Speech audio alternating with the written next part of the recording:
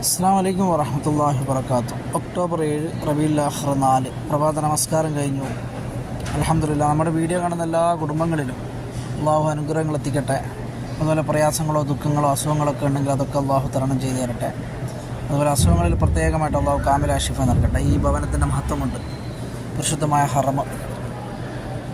അതുപോലെ തന്നെ നമ്മുടെ മാതാപിതാക്കളിലും മക്കളിലും കുടുംബാദികളിലൊക്കെ ഇന്നത്തെ ഈ പ്രഭാതത്തിൽ ഒരുപാട് അനുഗ്രഹങ്ങൾ അള്ളാഹു നൽകട്ടെ. അതുപോലെ അവർക്ക് ദീർഘായുസ്സും ആഫിയത്തും ആരോഗ്യം അള്ളാഹു കൊടുക്കട്ടെ. അതുപോലെ തന്നെ നമ്മുടെ ഇടയിൽ നിന്നൊക്കെ മരണപ്പെട്ടവരോ പോയവരൊക്കെ ഉണ്ട്, അവരുടെയൊക്കെ കബറിടം അള്ളാഹു സ്വർഗ്ഗപ്പവും കവനമാക്കി മാറ്റി കൊടുക്കട്ടെ. ആമീൻ യാ റബ്ബൽ ആലമീൻ.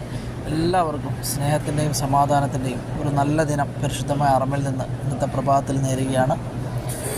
അതുപോലെ തന്നെ എത്രയോ പേരുണ്ട് അസുഖങ്ങളൊക്കെ ആയിട്ട് ഹോസ്പിറ്റലുകളിലൊക്കെ കിടക്കുന്നവരുണ്ട്, അവർക്കൊക്കെ അള്ളാഹു കാമില ശിഫ നൽകട്ടെ. ആമീൻ യാ റബ്ബൽ ആലമീൻ.